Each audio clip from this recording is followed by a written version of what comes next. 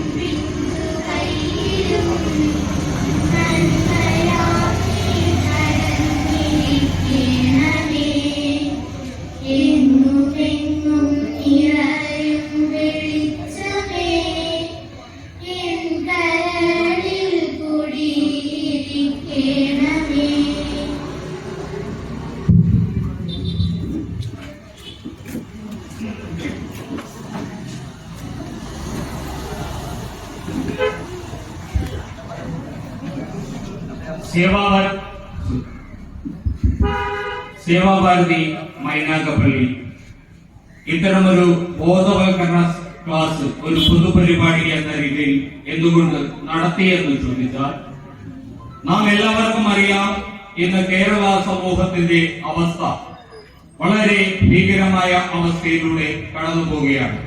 പെറ്റമ്മമാർക്ക് പോലും സ്വന്തം മക്കളെ പേടിച്ച് വീടുകളിൽ ഉറങ്ങാൻ കഴിയാത്ത അവസ്ഥ, സഹോദരങ്ങളെ ചുറ്റിക കൊണ്ട് തലയടിച്ചു പൊട്ടിച്ച് കൊല്ലുന്ന അവസ്ഥ, സഹപാഠികളെ കൂട്ടുകാർ കൂട്ടം ചേർന്ന് മർദ്ദിച്ചു കൊല്ലുന്ന അവസ്ഥ.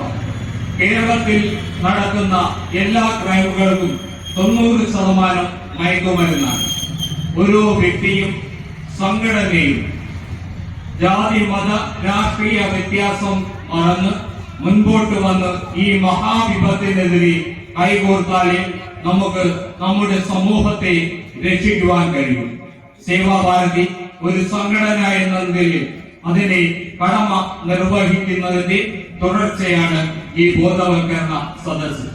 മുൻപും സമൂഹത്തിന് ഭീഷണിയായിട്ടുള്ള ലോകത്തെ ഏറ്റവും കൂടുതൽ സ്ത്രീകൾ മരണപ്പെടുന്ന ഗർഭാശയ ക്യാൻസറിനെതിരെയുള്ള വാക്സിനേഷൻ തികച്ചും സൗജന്യമായി നമ്മുടെ ഈ പ്രദേശത്ത് സേവാഭാരതി നൽകുകയുണ്ടായി.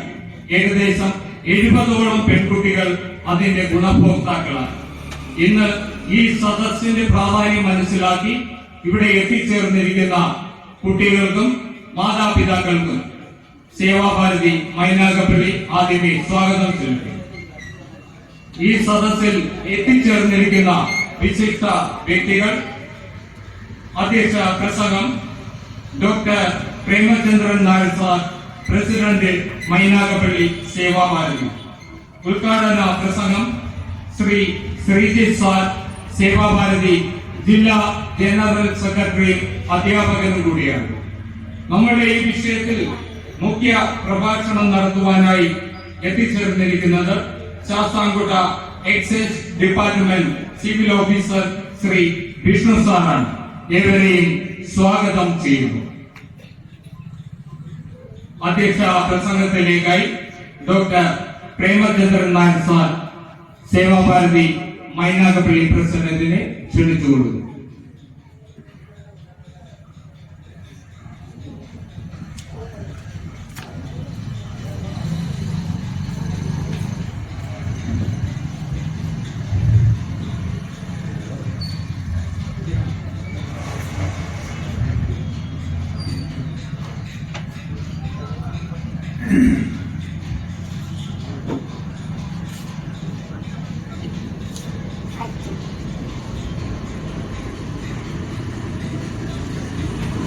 ഇപ്പോൾ നിങ്ങളോട് സംസാരിക്കാൻ ഉദ്ദേശിക്കുന്ന ഡ്രഗ് അഡിക്ഷൻ എന്നുള്ള വിഷയത്തെ പറ്റിയാണ്. അതായത് ഏതെങ്കിലും ഒരു മരുന്നിനോടോ അല്ലെങ്കിൽ കെമിക്കലിനോടോ മനുഷ്യൻ അടിമപ്പെട്ട് കഴിയുന്ന ഒരവസ്ഥയാണ് അഡിക്ഷൻ എന്ന് പറയുന്നത്. അതായത് അതില്ലെങ്കിൽ ഉദാഹരണത്തിന് കള്ള് അല്ലെങ്കിൽ ചാരായം ഇത് കഴിക്കുന്ന ഒരാൾക്ക് അതില്ലെങ്കിൽ ഇതില്ലാണ്ടായിട്ട് ജീവിക്കാൻ പറ്റാത്ത ഒരവസ്ഥ നമ്മൾ ചെയ്യുന്നു. അതിനെയാണ് അഡിക്ഷൻ. പിന്നെ അടുത്തത്, ഇപ്പൊ കേരളത്തില് സമകാലികമായ ഈ പ്രശ്നം എവിടെ നിൽക്കുന്നതെന്ന് നമുക്ക് നോക്കാം. നമ്മുടെ ഭാരതത്തിന് മൊത്തത്തിലെടുത്തു കഴിഞ്ഞാൽ 10 മുതൽ 17 വയസ്സ് വരെയുള്ള കുട്ടികളിൽ അല്ലെങ്കിൽ ആ വയസ്സിൽ കിടക്കുന്ന ഏജ് ഗ്രൂപ്പ് വരുന്നതിൽ 1.3% ആൾക്കാർ ആൽക്കഹോൾ ഉപയോഗിക്കുന്നുണ്ടാണ്. പിന്നെ അത് കഴിഞ്ഞാൽ കഞ്ചാവ് ഉപയോഗിക്കുന്നതാണ് 0.9%. പിന്നീട് വരുന്നത് ഓപ്പിയം മുതലായിട്ടുള്ള മയക്കുമരുന്ന് ഉപയോഗിക്കുന്നതാണ്. പ്രായപൂർത്തിയായ ആ ഏജ് ഗ്രൂപ്പ് എടുത്ത് 18 മുതൽ 75 വയസ്സുള്ള ആ ഒരു ഗ്രാമീണ എടുത്തു കഴിഞ്ഞാൽ ആൽക്കഹോൾ ഉപയോഗിക്കുന്നതിൽ 17.1%, കനാബീസ് ഉപയോഗിക്കുന്നതിന് 3.3%, ഓപ്പിയോയിഡ്സ് ഉപയോഗിക്കുന്നത് 2.1%. ഇതിനകത്ത് തന്നെ നമ്മുടെ MDMA പറ്റി പരാമർശിക്കുന്നില്ല. പുതുതായിട്ട് തുടങ്ങിയിരിക്കുന്ന കാര്യമാണെന്നുള്ളതായിരിക്കും വേണ്ട വിധത്തിലുള്ള കണക്കുകൾ നാഷണൽ ലെവലിൽ ലഭ്യമല്ല. ഇപ്പോൾ ഈ കഴിഞ്ഞ കൊല്ലം മുതലാണ് കേരളത്തിലെ പ്രത്യേകിച്ചും മധ്യ തിരുവിതാംകൂറിലാണ് ഏറ്റവും കൂടുതൽ കുട്ടികളിൽ MDMA ഉപയോഗിക്കുന്ന ഒരു അവസ്ഥ സംജാതമായിരിക്കുന്നത്. അത് 20 മുതൽ 30% വരുന്ന ആൾക്കാരിലും കുട്ടികളിലും ഇതിപ്പോൾ ഒരു 100 പേരെടുത്തു കഴിഞ്ഞാൽ 30 പേരുള്ള ഇത് ഉപയോഗിക്കുന്നുണ്ട് എന്നതാണ് ഏറ്റവും അവസാനം വന്നിരിക്കുന്ന കണക്ക്.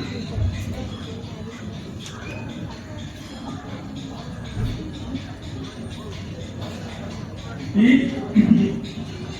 2023 14.969 കിലോ MDMA പിടികൂടിയത്. അത് 2021 ആയപ്പോഴത്തേക്കും 2022 ആയപ്പോഴത്തേക്കും 24.7 കിലോ. അപ്പൊ അതിൻ്റെ ഒരു ഭീകരമായ ഒരു വളർച്ച കൊണ്ട് കണക്കാക്കണം. എന്തുമാത്രം ആളുകൾ ഇതിനകത്തോട്ട് പോയി ഉപയോഗിക്കുന്നുണ്ടെന്നുള്ളത്. അതാണ് ഇതിന്റെ ഇപ്പൊ നിലവിലിരിക്കുന്ന പ്രശ്നം. ഇതിന് ഈ യുവത്തിനെ എങ്ങനെ നേരിടാം എന്നുള്ളതാണ് സമൂഹത്തിന് മുന്നിൽ ഉയർന്നിരിക്കുന്ന ഇപ്പോഴത്തെ വെല്ലുവിളി. അത് പരിഹരിക്കണമെങ്കിൽ ഇവിടുത്തെ സകലമായ ആൾക്കാരും മുന്നോട്ട് ഇറങ്ങിയെങ്കിലേ ഇത് ഇല്ലെങ്കിൽ ഈ സാധനം കഴിക്കുന്നവര് അതോടുകൂടിയാണ് ജീവിതം തുടങ്ങി അവരെ കഴിക്കാനുള്ള ഒരു വിഷയം പാസ്പോർട്ട് എന്ന് പറയാം. ഒറ്റ ഒഴിച്ച് കഴിഞ്ഞാൽ മതി അവൻ പിന്നെ രക്ഷപ്പെടുത്തും. അതുകൊണ്ട് നമ്മൾ മനസ്സിലാക്കാനുള്ള ഏറ്റവും അല്ലെങ്കിൽ ആൾക്കാരോട് പറയാനുള്ള ഏറ്റവും വലിയ പ്രധാനപ്പെട്ട കാര്യം എന്ന് പറയുന്നത് ഡ്രഗ് ഉപയോഗിച്ച് തുടങ്ങാതിരിക്കുക എന്നുള്ളതാണ്. ഏറ്റവും കൂടുതൽ ശ്രദ്ധിക്കേണ്ട ഒരിക്കലും കഞ്ചാവാണെങ്കിൽ ചില ആളുകളിൽ ഒറ്റ വലി വരുന്നു. ഒരു പുക എടുത്തു കഴിഞ്ഞാൽ ചില ആൾക്കാരിൽ ജീവിതകാലം മുഴുവൻ നിൽക്കുന്ന മെന്റൽ ബാലൻസ് നമ്പർ ടൈപ്പാണ്. അതിനെക്കാട്ടി കുഴപ്പമാണ് ഈ ഇന്ത്യയിൽ എന്നുള്ള സാധനം. ഇത് ഒരു സൈക്കാട്രിക് മെഡിസിന് ഉപയോഗിച്ചിരുന്ന ഒരു മരുന്നാണ്. പക്ഷെ അത് ഒന്നായിട്ട് ഉപയോഗിച്ചിരുന്നില്ല. അതിന്റെ ഒരു ഡെറിവേറ്റീവാണ് ഈ MDMA എന്ന് പറയുന്നത്. മെത്തില് ആംഫിറ്റമിൻ എന്ന് പറയുന്ന ഒരു ആയുർവേദമാണ്. ഇത് ഒരിക്കലും ഉള്ളിൽ ചെന്ന് കഴിഞ്ഞാൽ അത് സംഭവിക്കുന്നത് ഇത് നമ്മുടെ ബ്രെയിൻ സെൽസിനെ കീഴടക്കി. ആ ബ്രെയിൻ സെൽസിനെ കീഴടക്കിയിട്ട് അതിന് വരുന്നത് അവിടെ വരുന്ന ബ്രെയിനിൽ നിന്ന് വിവിധ ഭാഗങ്ങളിലേക്ക് ന്യൂറോൺസിലോട്ട് പോകുന്ന സിഗ്നൽസിനെ എല്ലാം തന്നെ തരിക്കണം. എന്നിട്ട് അവന്റെ പെരുമാറ്റവും അവന്റെ എല്ലാ വിധത്തിലുള്ള ആക്ടിവിറ്റീസും നശിപ്പിച്ച് കയ്യിൽ കൊടുക്കണം. അതാണ് ചുരുങ്ങിയ വാക്കുകൾ ഇതിനെ പറ്റി പറയാനുള്ളത്. സാധാരണ ഇവരെ കണ്ടാക്കിയിരിക്കുന്ന വെച്ച് കഴിഞ്ഞാൽ ഇവരൊക്കെ പിന്നെ ഒരു നമ്മുടെ വേഷവിധാനത്തിൽ ശ്രദ്ധയുണ്ടാവില്ല. അവരുടെ കണ്ണ് തോന്നിക്കും. പിന്നെ അന്ന് ആഹാരം കഴിക്കണമെങ്കിൽ താല്പര്യം കാണത്തില്ല. ചിലർക്ക് വിശുദ്ധ പേര് കാണത്തില്ല, ഉറക്കം കാണത്തില്ല. പിന്നെ ഒരാൾ ഈ അക്രമശക്തരായിരിക്കും. ഇവർക്ക് ശരാശരി കിട്ടിയെന്ന് വരികയിൽ അവർ അവരുടെ മുമ്പിൽ വന്ന് ആരെയും ചിലപ്പോൾ കൊല്ലാനും വിളിക്കുകയില്ല. ഇങ്ങനെ ഒരു ഭീകരമായ വ്യവസ്ഥ ഇതുകൊണ്ട് സംജാതമാവും. ഇതാണ് ഇതിനെപ്പറ്റി വളരെ ഇതുമായിട്ട് ചുരുക്കമായിട്ട് പറയാനുള്ള കാര്യങ്ങൾ. ഇത് കൂടുതലായിട്ട് നമ്മുടെ എക്സൈസ് ഡിപ്പാർട്ട്മെന്റിൽ നിന്നുള്ള ശ്രീ കൃഷ്ണനാണ് മുഖ്യ പ്രഭാഷണം നടത്താനുള്ള ധാരണ ലഭിച്ചിരിക്കുന്നത്. അതുകൊണ്ട് ഈ കാര്യം ഞാൻ അദ്ദേഹത്തിന് വിടുന്നു. ഞാൻ അമുവാണ് വളരെ ഇത്രയും മാധ്യമങ്ങൾ നമുക്കിപ്പോ ചെയ്യേണ്ട കാര്യം സ്കൂളുകളിൽ പോകുന്ന കുട്ടികളുടെ കാര്യത്തിൽ രക്ഷാകർത്താക്കൾ വളരെയധികം വിജിലന്റ് ആയില്ലെങ്കിൽ നമുക്ക് നമ്മുടെ വളരെ നഷ്ടപ്പെട്ടു. ഇത് അതുകൊണ്ട് എല്ലാവരും വളരെ ഉണർന്ന് പ്രവർത്തിക്കേണ്ട കാര്യം അവിശ്വസിക്കുകയാണ്. ഇതൊന്നും ഒരു സമൂഹത്തെ രക്ഷപ്പെടുത്താൻ കഴിയില്ല. ഈ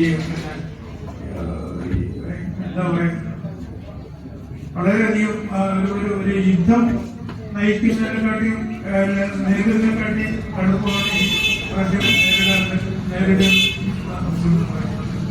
അതുകൊണ്ട് എല്ലാവരുടെയും സഹകരണം ഒന്നാമത് ഈശ്വരൻ പ്രധാന പ്രശ്നം നടത്താൻ വേണ്ടിയിട്ട്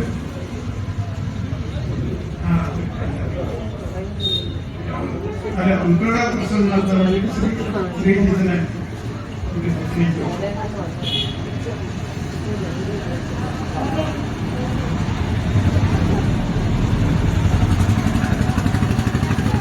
ബഹുമാനപ്പെട്ട ഈ യോഗത്തിന്റെ അധ്യക്ഷൻ ഡോക്ടർ പ്രേമചന്ദ്രൻ നായർ സാർ അവർ ഈ യോഗത്തിന് സ്വാഗതം ആശംസിച്ച സേവാഭാരതിയുടെ മൈനാഗപ്പള്ളി പഞ്ചായത്ത് സമിതിയുടെ സെക്രട്ടറി ആയിട്ടുള്ള ശ്രീ ദിനു ചന്ദ്രരാമൻ, ഇന്നത്തെ ഈ സോമവിലാസം ചന്തയിൽ സംഘടിപ്പിച്ചിട്ടുള്ള ബോധവൽക്കരണ ക്ലാസ് എടുത്ത് നമ്മുടെ സമൂഹം അല്ലെങ്കിൽ ഈ കാലഘട്ടം നേരിടുന്ന ഏറ്റവും വലിയ വിപത്തിനെ എങ്ങനെ അകറ്റി നിർത്താം എന്നതിനെ സംബന്ധിച്ച് നമുക്ക് ക്ലാസ് എടുക്കാൻ വേണ്ടി വന്നിട്ടുള്ള ശാസ്താംകോട്ട എക്സൈസ് സ്റ്റേഷനിലെ ബഹുമാനപ്പെട്ട ശ്രീ വിഷ്ണു സർ, ഇവിടെ സന്നിഹിതരായിരിക്കുന്ന മറ്റ് സുമനസ്സുകളെ, സേവാഭാരതിയുടെ പ്രവർത്തകരെ,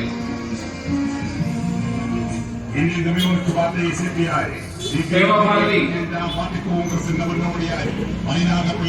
സമാജത്തിന്റെ സേവന ആവശ്യങ്ങളെ സാക്ഷാത്കരിക്കുന്നതിന് വേണ്ടി സമയമോ കാലമോ നോക്കാതെ സേവന സന്നദ്ധമായി നിസ്വാർത്ഥതയോടുകൂടി പ്രവർത്തിക്കുന്ന ഒരു പ്രസ്ഥാനമാണ്. കാലഘട്ടത്തിന്റെ ആവശ്യത്തിനനുസരിച്ച് സേവാഭാരതി അതത് സമയങ്ങളിൽ ഇടപെടേണ്ട തലങ്ങളിൽ ഇടപെടുകയും കൃത്യമായ പ്രവർത്തനങ്ങൾ നടത്തുകയും ചെയ്യാം. നമുക്കറിയാം, പ്രളയം വന്നപ്പോഴും കോവിഡ് എന്ന് പറയുന്ന മഹാമാരി നമ്മുടെ നാടിനെ ഗ്രസിച്ചപ്പോഴും ഒക്കെ തിരുത്തൽവാദത്തിനുപരി നിസ്വർഗത്തിന്റെ മോചനത്തിനായി തികഞ്ഞ ആശയത്തോടെ മുന്നേറുന്ന പ്രസ്ഥാനം CPI സമാജത്തിന്റെ ആവശ്യങ്ങൾ തിരിച്ചറിഞ്ഞുകൊണ്ട് പ്രവർത്തിക്കാൻ വേണ്ടി സന്നദ്ധരായിരുന്നു, പ്രവർത്തനം നടത്തുകയും ചെയ്തു. നമുക്കറിയാം, ഇന്ന് ഈ കാലഘട്ടത്തില് നമ്മളെല്ലാവരും കേൾക്കുന്ന ഒരു വാക്കാണ് ലഹരി മരുന്നിന്റെ ഉപയോഗം എന്നുള്ളത്. ഈ കാലഘട്ടം ആവശ്യപ്പെടുന്നത് തീർച്ചയായും അത് തന്നെയാണ്. പക്ഷെ സേവാഭാരതി ലഹരിമുക്ത കേരളം, ആരോഗ്യയുക്ത കേരളം എന്ന ഒരു സ്ലോഗനോടുകൂടി എത്രയോ കാലങ്ങളായിട്ട് സമാജം നേരിട്ടുകൊണ്ടിരിക്കുന്ന ഈ വിപത്തിനെ അകറ്റി നിർത്തുന്നതിന് വേണ്ടി പുനർജനി എന്ന പേരിലെ കൗൺസിലിംഗ് സെന്ററിലൂടെ ലഹരിക്കെതിരെ പോരാടിക്കൊണ്ടിരിക്കുകയാണ് എത്രയോ കാലങ്ങളായി. ഇപ്പോ ആ പ്രവർത്തനം കൂടുതൽ സജ്ജമാക്കിക്കൊണ്ട് ഈ കാലഘട്ടത്തിന്റെ ആവശ്യകതയെ തിരിച്ചറിഞ്ഞുകൊണ്ട് ലഹരിക്കെതിരെയുള്ള പോരാട്ടം അതിശക്തമായി നടത്തിക്കൊണ്ടിരിക്കുകയാണ്. അതിന്റെ ഭാഗമായിട്ടാണ് സേവാഭാരതി മൈനാഗപ്പള്ളി പഞ്ചായത്ത് സമിതി സംഘടിപ്പിച്ചിരിക്കുന്ന ഈ ബോധവൽക്കരണ ക്ലാസ് എന്ന് നാം ഓരോരുത്തരും തിരിച്ചറിയേണ്ടതുണ്ട്. കേരളത്തിന്റെ വ്യത്യസ്ത ഭാഗങ്ങളിൽ വ്യത്യസ്തങ്ങളായ പ്രവർത്തനങ്ങൾ കൊണ്ട് ലഹരിക്കെതിരെ പോരാടാൻ തന്നെയാണ് ദേശീയ സേവാഭാരതി തീരുമാനിച്ചിട്ടുള്ളത്, അതിന്റെ പ്രവർത്തനത്തെ തയ്യാറാക്കിയിട്ടുള്ളത്. ബോധവൽക്കരണം എന്നതുകൊണ്ട് എന്തെങ്കിലും ഒരു കാര്യം ഉണ്ടാക്കുമോ എന്നുള്ള ചിന്ത നമ്മുടെ ഓരോരുത്തരുടെയും മനസ്സിൽ ഉണ്ടാകേണ്ടതുണ്ട്. കാരണം എത്രയോ കാലങ്ങളായി നമ്മുടെ നാട്ടിൽ മദ്യത്തിനെതിരെ ബോധവൽക്കരണം നടക്കുകയാണ്. പക്ഷെ കാലം മാറുന്നതിനനുസരിച്ച് മദ്യപിക്കുന്നവരുടെ എണ്ണത്തിൽ കുറവുണ്ടാകുന്നില്ല. ബഹുമാനപ്പെട്ട ശ്രീ വിഷ്ണു സാറ് അദ്ദേഹത്തിന്റെ ക്ലാസ്സിൽ അതിനെക്കുറിച്ച് പരാമർശിക്കുന്നുണ്ടാവും. എക്സൈസ് ഡിപ്പാർട്ട്മെന്റ് നേരിടുന്ന പ്രശ്നങ്ങളെ കുറിച്ചിട്ടൊക്കെ. മദ്യത്തിന്റെ സുലഭ്യത എന്ന് പറയുന്നത് കൂടിക്കൊണ്ടിരിക്കുന്ന ഒരു കാലഘട്ടത്തിലാണ് നാം ജീവിച്ചുകൊണ്ടിരിക്കുന്നത്. അവൈലബിലിറ്റിയാണ് വലിയ പ്രശ്നം. പുതിയ പഠനങ്ങൾ അനുസരിച്ച് UP സ്കൂളുകളിൽ പഠിക്കുന്ന 5ാം ക്ലാസ്സിൽ മുതൽ പഠിക്കുന്ന കുട്ടികളുടെ ഇടയിൽ മദ്യത്തിന്റെ ഉപയോഗം വർദ്ധിച്ചു വരുന്നു. എവിടെ നിന്ന് അവർക്ക് മദ്യം കിട്ടുന്നു എന്ന് ചോദിച്ചാൽ മദ്യം അവൈലബിൾ ആണ്. നന്നായി മദ്യപിക്കുന്ന മൂത്ത ചേട്ടന്മാര് ഈ കൊച്ചുകുട്ടികളുടെ ഇടയിലേക്ക് മദ്യം കൊണ്ടെത്തിച്ചു കൊടുക്കുന്നു. അവർക്ക് കിട്ടത്തക്ക രീതിയിൽ അച്ഛന്റെയും അമ്മയുടെയും പോക്കറ്റിൽ നിന്ന് പൈസ എടുത്തുകൊണ്ട് വന്ന് ഈ ചേട്ടന്മാരുടെ കൈവശം കൊടുത്തുവിട്ട് അവരെ കൊണ്ട് വാങ്ങിപ്പിച്ച് അവർക്ക് പൈസ കൊടുത്ത് ഈ മദ്യം അവർക്ക് ലഭ്യമാകുന്ന അവസ്ഥയിലേക്ക് വരും. ഇപ്പൊ ബോധവൽക്കരണത്തിനപ്പുറം ഓരോ വ്യക്തിയുടെയും ഉള്ളിലാണ് ഈ വർജനത്തിന്റെ സന്ദേശം ഉണ്ടാകേണ്ടത്. ഞാൻ എന്ത് വർദ്ധിക്കണം, ഞാൻ എന്തിനെ സ്വീകരിക്കണം എന്ന കൃത്യമായ ബോധം ഓരോ വ്യക്തിയുടെയും ഉള്ളിൽ ഉണ്ടാകും. ആ ബോധം ഉണ്ടാകുന്നതിന് ഉള്ള മാർഗമാണ് ശരിയായ വിദ്യാഭ്യാസം എന്ന് പറയുന്നത്. നമുക്കറിയാം, വിദ്യാഭ്യാസം എന്ന് പറയുന്നത് ഇന്ന് ഇൻഫർമേഷനെ ബേസ് ചെയ്തിട്ടുള്ളതാണ്. സ്കൂളുകളിൽ പാഠപുസ്തകത്തെ ബേസ് ചെയ്ത് കുറെ ഇൻഫർമേഷൻ കുട്ടികളുടെ തലയിലേക്ക് കുത്തിനിറയ്ക്കുന്നു. വിവരങ്ങളെ സ്വീകരിക്കലല്ല വിദ്യാഭ്യാസം. വിദ്യാഭ്യാസം എന്ന് പറയുന്നത് ഇന്റലിജൻസിന്റെ ശരിയായ വിനിമയമാണ്. അത് തന്നെയാണ് സ്വാമി വിവേകാനന്ദൻ പറഞ്ഞിട്ടുള്ളത്. Education is the manifestation of the perfection that is already in man. മനുഷ്യന്റെ ഉള്ളിലുള്ള അവന്റെ സ്വത്വമായിട്ടുള്ള പൂർണ്ണതയുടെ ആവിഷ്കാരമാണ്. പുറത്തുനിന്ന് ഒന്നും സ്വീകരിക്കലല്ല വിദ്യാഭ്യാസം. അവന്റെ ബുദ്ധിശക്തിയെ, അവന്റെ ഇന്റലിജൻസിനെ എങ്ങനെ ശരിയായ രീതിയിൽ ഈ കാലഘട്ടത്തിൽ ജീവിക്കാൻ അനുഗുണമായ രീതിയിൽ ഉപയോഗപ്പെടുത്തിയെടുക്കാൻ, പ്രയോഗിക്കാൻ കഴിയുക എന്നുള്ള ശേഷി നേടിയെടുക്കലാണ് ശരിയായ വിദ്യാഭ്യാസം കൊണ്ട് ഉദ്ദേശിക്കുന്നത്. ഒരു കുട്ടി സയൻസ് പഠിക്കുന്നതിലൂടെ അവനിൽ ഉണ്ടാകേണ്ടത് ശാസ്ത്രത്തിന്റെ പുതിയ മേഖലകളിലേക്ക് അവന്റെ ചിന്തയെ കൊണ്ടെത്തിക്കുകയും ലോകത്തിന് അനുഗുണമായ രീതിയിൽ സയൻസിന്റെ വശങ്ങളെ ഗവേഷണത്തിലൂടെ പഠനത്തിലൂടെ കണ്ടെത്തുകയും ചെയ്യലാണ് വേണ്ടത്.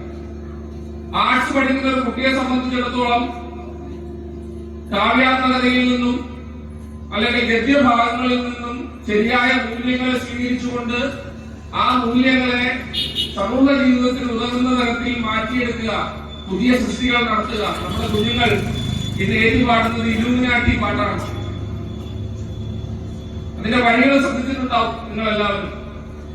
പേന കത്തി കൊണ്ട് വിദ്യാരംഭം, കുത്ത് ഹരിശ്രീ, കട്ട ചോര കൊണ്ട് ജ്യൂസടിച്ച് സോഡാ സർബത്ത്.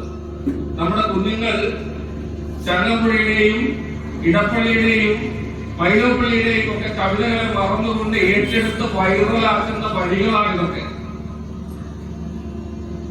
അതൊന്നും സ്വീകരിക്കുന്നതിനോ സ്വാംശീകരിക്കുന്നതിനോ തെറ്റൊന്നുമില്ല. പക്ഷെ അതൊക്കെ വെറും വഴികളായി നിൽക്കണം എന്നുള്ളതാണ് പ്രാധാന്യം. സമയത്തെ എങ്ങനെ ഉപയോഗപ്പെടുത്തണം, പണത്തെ എങ്ങനെ ഉപയോഗപ്പെടുത്തണം, പഠനത്തിലൂടെ വിദ്യാഭ്യാസത്തിലൂടെ കുട്ടി നേടിയെടുക്കേണ്ട ശേഷികൾ കഴിവുകളാണ്. തന്റെ കയ്യിലേക്ക് വന്നു ചേരുന്ന പണത്തെ, തനിക്ക് നഷ്ടപ്പെട്ടുകൊണ്ടിരിക്കുന്ന സമയത്തെ എങ്ങനെ ഫലപ്രദമായി മാനേജ് ചെയ്യാമെന്ന് വിദ്യാഭ്യാസത്തിലൂടെ കുട്ടിക്ക് കിട്ടണം. ഇതൊക്കെ നമ്മുടെ സമകാലിക വിദ്യാഭ്യാസ പദ്ധതിയിൽ ഉണ്ടാകുന്നുണ്ടോ? നമ്മൾ എപ്പോഴും കേൾക്കുന്ന ഒന്നാണ് മൂല്യാധിഷ്ഠിത വിദ്യാഭ്യാസ സമ്പ്രദായം. എവിടെയാണ് മൂല്യാധിഷ്ഠിത വിദ്യാഭ്യാസ സമ്പ്രദായത്തിന് പ്രാധാന്യമുള്ളത്? കഴിഞ്ഞ ദിവസം ഞാൻ ഒരു ക്ലാസ് കേട്ടതാണ്. അധ്യാപകർക്ക് രക്ഷകർത്താക്കളെ പേടി, അധ്യാപകർക്ക് ഹെഡ്മാസ്റ്ററെ പേടി, ഹെഡ്മാസ്റ്റർക്ക് PTA-കാരെ പേടി, PTA-കാർക്ക് രക്ഷകർത്താക്കളെ പേടി, രക്ഷകർത്താക്കൾക്ക് കുട്ടികളെ പേടി. അപ്പൊ കുട്ടികളെ എല്ലാവർക്കും പേടിയാണ്. ആ നിലയിലേക്ക് നമ്മുടെ സാമൂഹികമായ അവസ്ഥ വന്നെത്തിച്ചേർന്നിരിക്കുന്നു. എല്ലാ കുട്ടികളെയും എന്ന് ഞാൻ പറയുന്നില്ല. നമുക്ക് അനുഭവിച്ചുകൊണ്ടിരിക്കുന്ന അല്ലെങ്കിൽ നമ്മൾ കേട്ടുകൊണ്ടിരിക്കുന്ന ചില വാർത്തകൾ അത്തരത്തിലേക്കാണ് ചെന്നെത്തി.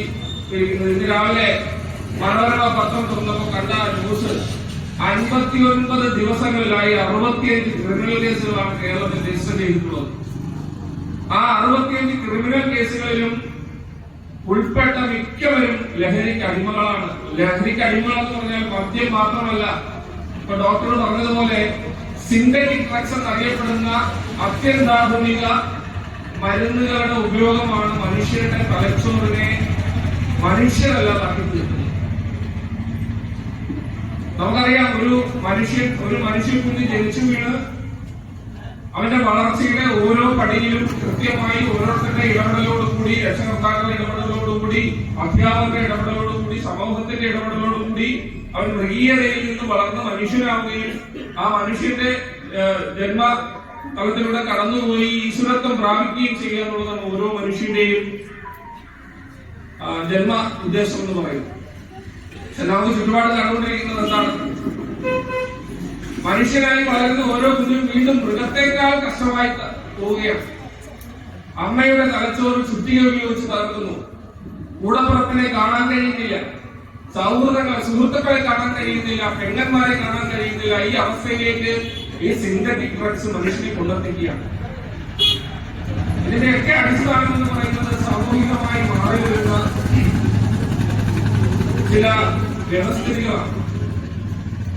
ഈ വ്യവസ്ഥിതികളെ നമ്മുടെ സോദരഭാസങ്കൻ പറഞ്ഞതുപോലെ എല്ലാ ഭേദഭാവങ്ങൾക്ക് അപ്പുറത്തും നിന്നുകൊണ്ട്, രാഷ്ട്രീയമായതോ മതപരമായതുമായുള്ള എല്ലാ വിവേചനങ്ങൾക്ക് അപ്പുറത്തും നിന്നുകൊണ്ട് ചോദ്യം ചെയ്യപ്പെടേണ്ടതുണ്ട്, എതിർക്കേണ്ടതുണ്ട്.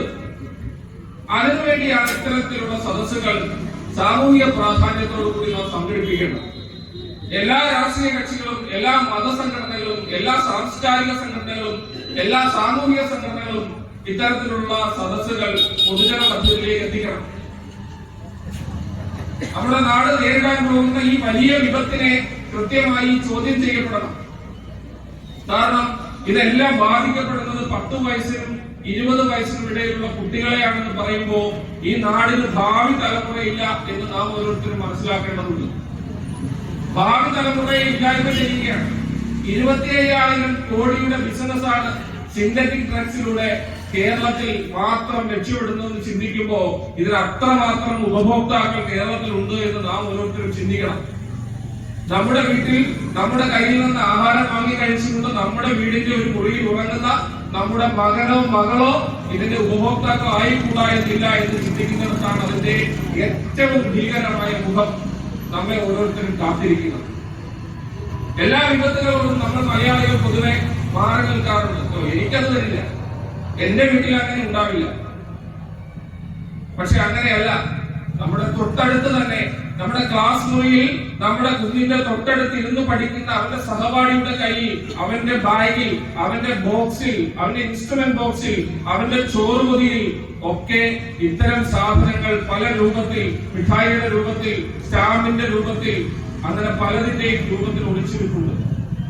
കേവലം കൗതുകത്തിന്റെ പേരിൽ തുടങ്ങുന്ന അത്തരത്തിലുള്ള ഉപയോഗം ചെന്നെത്തുന്നത് ചുറ്റിക നമ്മുടെ തലയിൽ പതിക്കുന്ന അവസ്ഥയിലേക്കാണ് എന്ന് ചിന്തിക്കുന്നിടത്താണ് ഇത്തരം ബോധവൽക്കരണ സദസ്സുകൾ സംഘടിപ്പിക്കുന്നതിന്റെ പ്രാധാന്യം നാം ഓരോരുത്തരും ഉൾക്കൊള്ളുന്നത്. എവിടെ കേട്ടാലും നമ്മുടെ കുഞ്ഞുങ്ങളെ ഇത്തരം കാര്യങ്ങൾ കേൾക്കാൻ നമ്മൾ കൊണ്ടുപോവുകയും അവിടെ ഇരുത്തുകയും അവരെ കാര്യങ്ങൾ പറഞ്ഞ് മനസ്സിലാക്കുകയും ചെയ്യണം. രാവിലെ മനോരമ പത്രത്തിൽ ആ വാർത്ത കണ്ടപ്പോൾ ഞാൻ എന്റെ 2 മക്കളെയും വിളിച്ചിട്ട് ഞാൻ പറഞ്ഞു, ഇതൊരു വിപത്താണ്, സാമൂഹികമായി ഉണ്ടാകുന്ന ഒരു പ്രശ്നമാണ്, നിങ്ങൾ ഇതിൽ നിന്ന് മുഖം തിരിക്കരുത്. അപ്പൊ മൂത്ത മോൾ അത് നോക്കി ചിരിച്ചു. കാരണം അവള് പഠിക്കുന്ന സ്കൂളിൽ ഇതൊന്നും ഇല്ല എന്നാണ് അവൾ പറയുന്നത്. അവളുടെ തെറ്റിദ്ധാരണയാണ്. കാരണം 25,000 കോടി രൂപയുടെ ബിസിനസ്സാണ് കേരളത്തിൽ മാത്രമായി ഈ വസ്തുക്കൾക്ക് വേണ്ടി നടക്കുന്നതെന്ന് പറയുമ്പോൾ നമ്മുടെ ഗ്രാമപ്രദേശങ്ങളിലുള്ള സ്കൂളുകളിൽ പോലും ഇതിന്റെ ഉപയോഗവും ഇതിന്റെ വിപണനവും ഇതൊക്കെ നടക്കുന്നുണ്ട് എന്ന് നാം ഓരോരുത്തരും ചിന്തിക്കണം. അപ്പൊ അതുകൊണ്ട് നിസ്സാരപ്പെട്ട ഒരു ചിന്തയുടെ പേരിലല്ല നാം ആരും ഇതിനെ നോക്കിക്കാണേണ്ടത്. തീർച്ചയായും ഇതൊരു വലിയ വിപത്താണ്, ഒരു മാറാ രോഗത്തെക്കാൾ വലിയ വിപത്താണ് എന്ന് നാം ഓരോരുത്തരും ചിന്തിക്കണം. തലമുറയെ കഷ്ടപ്പെടുത്തുന്ന ഇത്തരം പ്രവണതകളിൽ നിന്ന് മാറി നടക്കാൻ നമ്മൾ നമ്മുടെ കുഞ്ഞുങ്ങളെ പ്രാപ്തരാക്കേണ്ടതുണ്ട്. അവരിലേക്ക് അത്തരത്തിലുള്ള ചില ദർശനങ്ങൾ, സന്ദേശങ്ങൾ നാം ഓരോരുത്തരും കൊണ്ട് എത്തിക്കേണ്ടതുണ്ട്. അവരെ ഇത്തരം സദസ്സുകളിലേക്ക് കൈപിടിച്ച് നടത്തേണ്ടതുണ്ട് എന്ന് മാത്രം പറഞ്ഞുകൊണ്ട് ഈ പരിപാടിക്ക് എല്ലാ ആശംസകളും നേരുന്നു. ഇത് സംഘടിപ്പിച്ച മൈനാഗപ്പള്ളി ദേവാഭാരതിയുടെ മൈനാഗപ്പള്ളി പഞ്ചായത്ത് സമിതിയുടെ എല്ലാ പ്രവർത്തകർക്കും, ഇത് ശ്രമിക്കാൻ വേണ്ടി ഇവിടെ എത്തിച്ചേർന്ന എല്ലാവർക്കും നന്മകൾ മാത്രം നേർന്നുകൊണ്ട് നിർത്തുന്നു. നമസ്കാരം.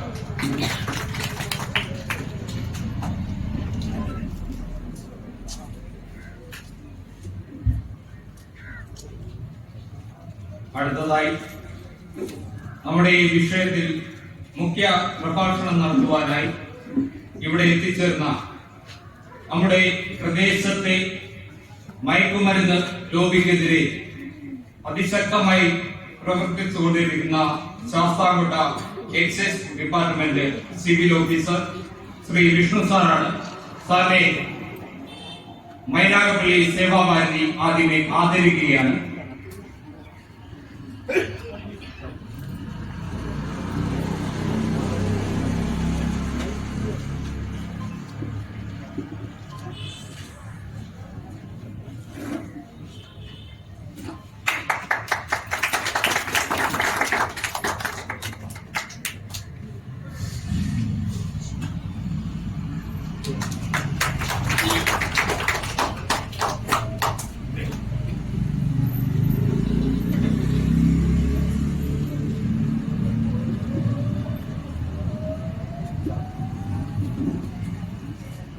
സാറിനെ ഈ വിഷയത്തിൽ മുഖ്യ പ്രഭാഷണം നടത്തുന്നതിനായി ക്ഷണിക്കുകയാണ്.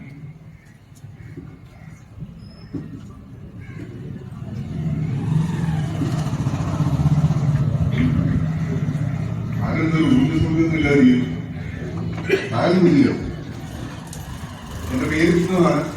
ഞാൻ ശാസ്താംകോട്ട എക്സൈസ് റേഞ്ച് ഓഫീസിൽ സിവിൽ എക്സൈസ് ഓഫീസറായിട്ട് ജോലി നോക്കിയിരിക്കുകയാണ്. ഞാൻ നിങ്ങളുടെ മുമ്പിൽ എത്തിയിരിക്കുന്നത് മുക്തി മിഷന്റെ ഭാഗമായിട്ടാണ്. മുക്തി മിഷന്റെ പ്രവർത്തനങ്ങളുടെ ലക്ഷ്യം എന്ന് പറയുന്നത് നമ്മുടെ സമൂഹത്തിൽ ലഹരി കഴിക്കപ്പെട്ടു പോയ ഒരുപാട് ചെറുപ്പക്കാരും അല്ലാത്തവരുടെ പ്രായമുള്ളവരായിട്ടുള്ള ഒരുപാട് ആൾക്കാരുണ്ട്. അങ്ങനെയുള്ളവരെ തിരിച്ച് ജീവിതത്തിലേക്ക് കൊണ്ടുവരിക എന്നുള്ളതാണ് മുക്തി മിഷന്റെ പ്രധാന ലക്ഷ്യം. ആ പ്രവർത്തനങ്ങളുടെ ഭാഗമായിട്ടാണ് ഞാൻ നിങ്ങളുടെ മുമ്പിലെത്തിക്കുന്നത്. ഇന്ന് നമ്മുടെ സമൂഹം കേരളത്തിൽ സമൂഹം കടന്നു പോകുന്ന വല്ലാത്തൊരു അവസ്ഥയിലൂടെയാണ്. പ്രത്യേകിച്ച് എടുത്തു പറയേണ്ട കാര്യം കുട്ടികളുടെ കാര്യം. ഏറ്റവും കൂടുതൽ ഇപ്പൊ ചൂഷണം ചെയ്യപ്പെടുന്ന ഒരു വിഭാഗം എന്ന് പറയുന്നത് കുട്ടികളാണ്. ഇപ്പൊ ഏത് സ്കൂളിലെടുത്താലും ഞങ്ങൾ മിക്കപ്പോൾ ഞങ്ങള് ഓഫീസിലെ ഓരോ ആൾക്കാർക്ക് ഓരോ സ്കൂളിന്റെ ചുമതലയുണ്ട്. അപ്പോൾ എല്ലാ ദിവസങ്ങളും പരാതി ലഭിക്കാത്ത ഒരു ദിവസമില്ല അധ്യാപകർക്ക്. അതെല്ലാം ലഹരിയുമായി ബന്ധപ്പെട്ടാണ്. ചിലപ്പോൾ നിങ്ങൾ കേൾക്കുമ്പോൾ അത്ഭുതം തോന്നുമായിരിക്കും. എന്റെ അനുഭവത്തില് 5ാം ക്ലാസ് മുതൽ പറഞ്ഞാൽ പേര് പറയാൻ പറ്റാത്ത അത്രയും മാരകമായ ലഹരി ഉപയോഗിക്കുന്ന കുട്ടികളെ ഞാൻ കണ്ടിട്ടുണ്ട്. പക്ഷെ നമ്മുടെ തൊട്ടടുത്ത് നമ്മുടെ ഒരു മഹാമാരി വന്നതിന് ശേഷം കൊറോണ വന്നു. അതിനുശേഷം നമ്മുടെ കൊച്ചു കുട്ടികളുടെ കയ്യിൽ പോലും മൊബൈലുകൾ എല്ലായിടത്തും വാങ്ങി. മൊബൈൽ അല്ല എന്നല്ല വന്നത്, പക്ഷെ അത് ഒരുപാട് ദുരുപയോഗം ചെയ്യുന്നുണ്ട്. ഇന്നത്തെ നമ്മുടെ സമൂഹത്തില് ഇവരുടെ എല്ലാം കയ്യെത്തും ദൂരം തൊട്ടടുത്ത് നമ്മുടെ നിൽക്കുന്നതിന്റെ തൊട്ടടുത്ത് പോലും ഈ എല്ലാ പദാർത്ഥങ്ങളും കിട്ടുന്ന ഒരു സാഹചര്യം ഉണ്ടായിട്ടുണ്ട്. അപ്പൊ നിങ്ങൾ പിന്നെ എന്തോ ചെയ്യാന്ന് ചോദിക്കും.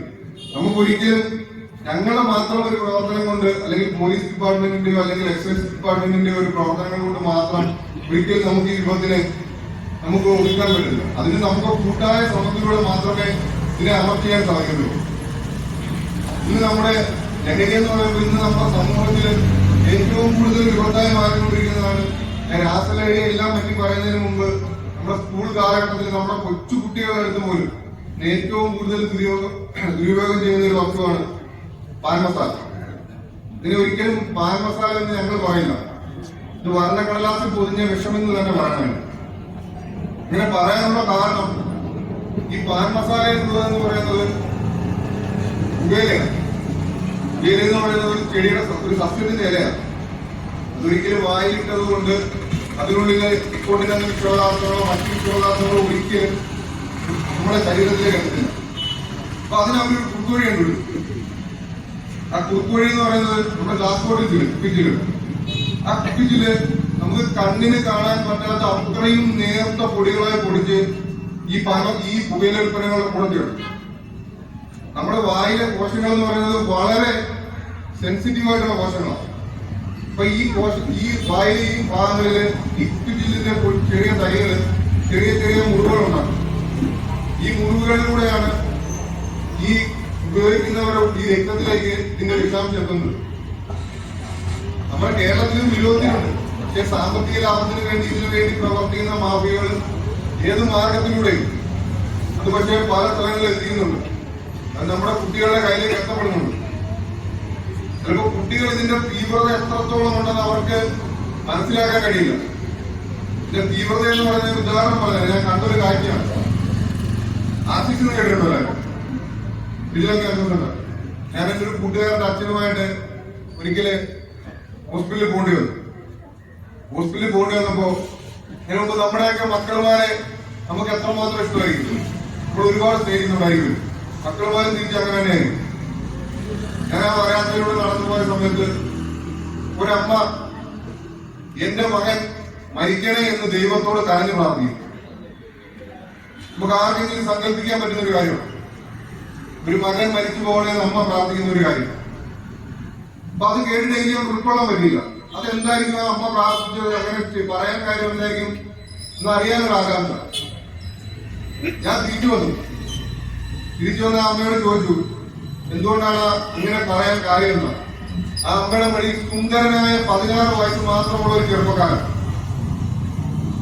ആ ചെറുപ്പക്കാരൻ വലിയ വാരി കരയുന്നുണ്ട്. അവൻ വെള്ളം ചോദിക്കുന്നുണ്ട്. ആ അമ്മ ഒരു പാത്രത്തിൽ നിന്ന് സ്പൂണ് കൊണ്ട് ഓരോ തുള്ളി വെള്ളവും അവന്റെ വായിലേക്ക് ഒഴിച്ചു കൊടുക്കുക. പക്ഷെ ആ അമ്മ ഒരു തോർത്തും കൊണ്ടുകൊണ്ട് അവന്റെ കഴുത്തിൽ പൊത്തിപ്പിടിച്ചേക്കുക. ഈ കൊടുക്കുന്ന ഓരോ തുള്ളി വെള്ളവും ആ അമ്മ തോർത്തെടുത്തപ്പോ ഞാൻ എത്തിപ്പോയി. ആ കഴുത്തിലൊരു മാരക വ്രണം രൂപപ്പെട്ടിരിക്കുന്നു. ആ വ്രണത്തിലൂടെ ഓരോ തുള്ളി വെള്ളവും പുറത്തേക്ക് പോവുക. ആ പോകുന്ന ഓരോ തുള്ളി വെള്ളം ഉള്ളിലേക്ക് ഇറക്കുമ്പോഴേ അവന് മരണവേദനയാണ്. ഇന്ന് ലോകം കണ്ടുപിടിച്ചതിൽ വെച്ച് ഏറ്റവും വലിയ വേദന സപ്ലൈ അല്ലെങ്കിൽ മയക്കുമരുന്ന് എന്ന് പറയുന്നത് മോർഫിനാണ്. ആ മോർഫിന് പോലും ആ ക്യാൻസറിന്റെ വേദനയെ ശമിക്കാൻ പറ്റില്ല. ആ അമ്മയുടെ മടിയിൽ കിടന്ന് ജീവന് വേണ്ടി അപേക്ഷിക്കുന്ന അല്ലെങ്കിൽ അവന്റെ വേദന കൊണ്ട് മരണവെപ്രാളപ്പെടുന്ന ആ മകന് കൊടുക്കാൻ ആ അമ്മയുടെ മക്കൾ വേറൊന്നുമില്ല. കേവലം 16 വയസ്സുള്ള ചെറുപ്പക്കാരനാണ്. അപ്പൊ കേവലം 5-6 മാസം വീട്ടുകാരുടെയും അധ്യാപകരുടെയും രക്ഷകർത്താക്കളുടെയും എല്ലാം വാക്കിനെ ധിക്കരിച്ച് ഉപയോഗിച്ചത് കൊണ്ട് അവന് സംഭവിച്ചത് കേവലം 16 വയസ്സുള്ള ചെറുപ്പക്കാരൻ. അവന്റെ കാര്യം മാത്രമല്ല, നമ്മുടെ എല്ലാവരുടെയും ശരീരത്തിനുള്ളിൽ ക്യാൻസർ കോശങ്ങൾ ഒളിഞ്ഞു കിടക്കുന്നുണ്ട്. ആക്ടിവേറ്റ് ആവുന്നത് നമ്മളുടെ പ്രവർത്തനങ്ങളോട് മാത്രമായിരിക്കും. ഇനി അതിനുള്ള ചികിത്സ, ക്യാൻസർ ഇന്ന് ശാശ്വതമായ പല റേഡിയേഷൻ കീമോ അങ്ങനെയുള്ള പല ചികിത്സാ മാർഗങ്ങളും നിലവിലുണ്ടെങ്കിലും അതിന്റെ ശാശ്വതമായ പരിഹാരം എന്ന് പറയുന്നത് ക്യാൻസർ വന്ന ആ പക അപ്പാടെ കുറിച്ച് മാറ്റുക എന്നുള്ളതാണ്. ആ 16 വയസ്സുള്ള ചെറുപ്പക്കാരൻ അവന്റെ ജീവിതാവസാനം വരെ ഈ ആഹാരം ചവച്ചു കഴിക്കാൻ സാധിക്കില്ല. കേവലം നമ്മൾ പാൻ മസാല എന്ന് പറഞ്ഞ് തെള്ളിക്കളയുന്ന ചെറിയൊരു ഉൽപ്പന്നത്തിന്റെ ഇതാണ്. ഇന്ന് അതെല്ലാം മാറി, ട്രെൻഡ് മാറി. ഇരട്ടയഞ്ചി വെച്ച് ഓടിക്കൊണ്ടിരിക്കുന്ന കുട്ടികൾ അവരെ കൂടെ ഓടിയെന്നാൽ ഞങ്ങൾക്ക് പോലും കഴിയുന്നില്ല. ഞങ്ങൾ ഒരിടത്ത് ചെല്ലുമ്പോൾ അവർ വേറെടുത്ത് ചെല്ലും. പല പല മാർഗങ്ങൾ. ഞങ്ങളെ കിഴക്കന്മാരെന്നാണ് വിളിക്കുന്നത്. അതിലും പ്രത്യേക രീതിയിൽ വിളിക്കുന്നവരുണ്ട്. ഇപ്പോഴത്തെ തന്നെ ഏറ്റവും വലിയ ഉദാഹരണം, ഈ അടുത്ത സമയത്ത് 160 നൈട്രസെപ്പം മയക്കുമരുന്ന്, അത് ഗുളിക എന്ന് പറയുന്നത് നിലവിലെ ഏറ്റവും മൂത്ത മെന്റൽ പേഷ്യൻസ് ഉണ്ടല്ലോ, അവരുടെ നാഡീ ഞരമ്പുകളെ ശമിച്ച് അവരെ അനങ്ങാതിരിക്കാൻ വേണ്ടി അവർക്ക് വേണ്ടി കൊടുക്കുന്ന ഒരു ഗുളിക നൈട്രസെപ്പം ടാബ്ലറ്റ്. ആ ടാബ്ലറ്റ് 160 ഗുളികയുമായിട്ട് ഒരു ചെറുപ്പക്കാരനെ പിടിച്ചു. 1 മണിക്കൂർ കഴിയുമ്പോ ഓഫീസിൽ അവന്റെ ഫോണിൽ വിളിക്കുന്നു. ഞങ്ങളാണ് ഫോൺ എടുക്കുന്നതെന്ന് അറിഞ്ഞിട്ടും അവനാ ഫോണിലൂടെ പറയാൻ ഞങ്ങളതിന് പറയാനൊന്നുമില്ല. എന്നിട്ട് എക്സൈസ് ഓഫീസിൽ വന്നു തിരക്കാനായിട്ട്. അത്രയും നമ്മുടെ സമൂഹത്തിന്റെ അവസ്ഥ വല്ലാതെ മാറിക്കൊണ്ടിരിക്കുന്നു. നമ്മുടെ കുട്ടികളുടെ കാര്യം പറയുകയാണെങ്കിൽ ഇന്ന് നമ്മുടെ ലഹരിമാർക്ക് ഏറ്റവും കൂടുതൽ കുട്ടികളെ കുടുംബത്തിൽ എന്തുകൊണ്ടാണെന്ന് അറിയും. ശരാശരി ഒരു 60 വയസ്സ് പ്രായമുള്ള ഒരു മനുഷ്യന് 15 വയസ്സുള്ള ഒരു കുട്ടിയെ, 15 വയസ്സുള്ളതെന്ന് പറയുമ്പോൾ അവന് ഒരിക്കലും അവനൊരു ഉറച്ച തീരുമാനം എടുക്കാനുള്ള കഴിവോ അല്ലെങ്കിൽ പ്രാപ്തി അവൻ എത്തിക്കാണത്തില്ല. എന്ത് റിസ്ക് എടുക്കാനുള്ള ഒരു സമയമാണ് അവന്. ഇപ്പോ 15 വയസ്സുള്ള ഒരു കുട്ടിയെ അവന് കസ്റ്റമറായി കിട്ടിയാൽ, ശരാശരി 60 വയസ്സ് പ്രായമുള്ള ഒരു മനുഷ്യൻ 15 വയസ്സുള്ള ഒരു കുട്ടിയെ അവന് കസ്റ്റമറായി കിട്ടിയാൽ ബാക്കിയുള്ള വർഷം മൊത്തം അവൻ ആ ലഹരി കഴിഞ്ഞായിരിക്കും. അവന് ജീവിതത്തിൽ ഏറ്റവും നല്ലൊരു കസ്റ്റമറെ കിട്ടുക. ഇന്ന് നമ്മുടെ സമൂഹത്തില് ഈ ലഹരി കഴിവപ്പെട്ട് അലഞ്ഞു നടക്കുന്ന ഏതൊരു ചെറുപ്പക്കാരനെ എടുത്താലും അവരുടെ എല്ലാ സഞ്ചാരപഥ, ഞാൻ ഈ ആദ്യം പറഞ്ഞ ഭരണക്കടലാസിൽ പൊതിഞ്ഞ അതിൽ നിന്ന് കൂട്ടുകാരൊത്ത് അല്ലെങ്കിൽ ചേട്ടന്മാരുടെ ഉപദേശപ്രകാരമോ ആരെങ്കിലും ഏത് രീതിയിലും ഉപയോഗിച്ച് തുടങ്ങുന്നവരാ. ഈ ലഹരി കഴിവപ്പെട്ട് ഈ ജീവിതം നശിച്ചു നിൽക്കുന്ന ഏതൊരു മനുഷ്യനും എല്ലാവരെയും പോലെ തന്നെ അച്ഛനും അമ്മയ്ക്കും ജനിച്ച് വളർന്ന് അവര് വളർത്തി അവര് തങ്ങളെ തിരിച്ചു നോക്കുമ്പോൾ പ്രതീക്ഷയിൽ വളർത്തിയിരുന്ന കുട്ടികളാണ്. ഇന്നത്തെ രാസലഹരിയുടെ ഏറ്റവും വലിയ പ്രശ്നങ്ങളാണ്. കേവലം ഒരു കുട്ടിപ്പോളം പോലും നമ്മുടെ ഉള്ളിലെത്തിയാൽ 15 സെക്കൻഡിനകത്ത് നമ്മുടെ ബ്ലഡിലൂടെ തലച്ചോറിലെത്തി തലച്ചോറിന്റെ പ്രവർത്തനത്തെ അപ്പാടെ നശിപ്പിക്കാൻ വരുന്ന ഉദാഹരണം. പിന്നീട് അവൻ ചിന്തിക്കുന്നത് അപ്പൊ പഴയ കുട്ടിക്കാലങ്ങളിലെ സ്പൈഡർമാനൊക്കെയാണെന്ന് അവൻ ചിന്തിച്ചു പോകും. അതിപ്പോ ഈ ബിൽഡിങ്ങിന്റെ മേളിൽ ആ ബിൽഡിങ്ങിന്റെ മേളിലായിട്ട് ഉപയോഗിച്ചതിന് ശേഷം ചാടാൻ പറ്റുന്ന അവന്റെ മനസ്സ് പറയും. ശരീരം ഒരിക്കലും സമ്മതിക്കുന്നില്ല, ആളുകളുണ്ട്. പക്ഷെ അവന്റെ മനസ്സ് ചിന്തിക്കുന്ന അങ്ങനെയാണ്. അവനത് ചാടാൻ പറ്റും. ഇങ്ങനെയാണ് അവൻ ഓരോ തീരുമാനങ്ങൾ എടുക്കുന്നത്. അവനായിരിക്കില്ല തീരുമാനം എടുക്കുന്നത്. അവന്റെ ഉള്ളിൽ പ്രവർത്തിക്കുന്ന ഈ ലഹരി മരുന്നുകളായിരിക്കും.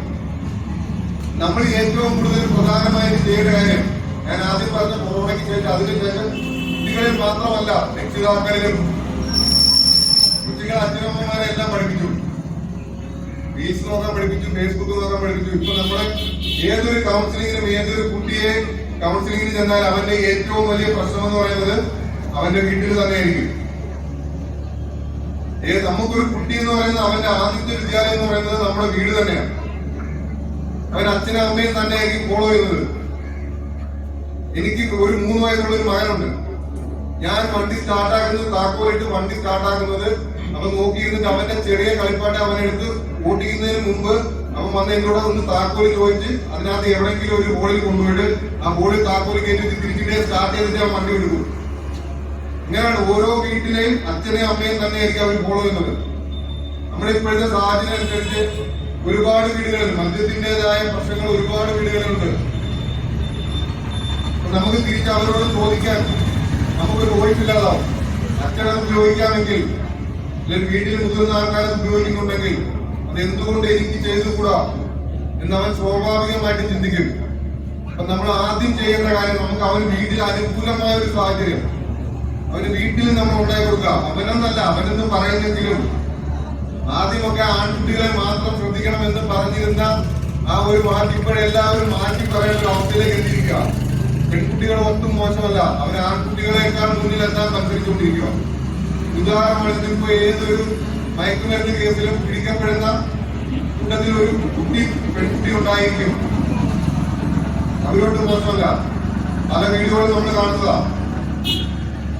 അപ്പൊ തീർച്ചയായും നമ്മൾ ഓരോ കാര്യങ്ങളും നമ്മുടെ വീട്ടിൽ നമ്മുടെ കുട്ടികളോട് ആദ്യം നമ്മൾ സംസാരിക്കാൻ ഇനി ശീലിക്കേണ്ടിയിരിക്കുന്നു.